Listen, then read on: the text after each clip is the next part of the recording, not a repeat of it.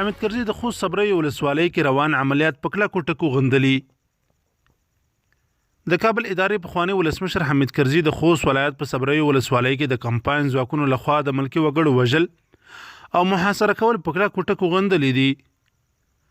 کرزي همدغه شان له حکومت غوښتي چې د کمپاین ځواکونو له لوري هلته روان عملیات باید ژر تر ژره په کامل ډول ودرول شي.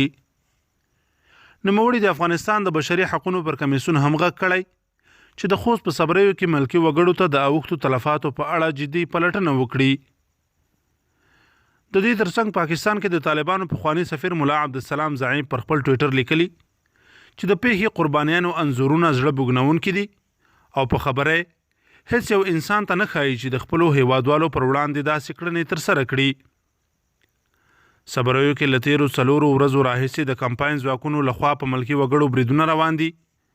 ویل کېږي چې د یادو عملیاتو په ترڅ کې د ښځو او ماشومانو په ګډون نږدې 15 تنه وژل شوي او 15 نور ټپیان دي.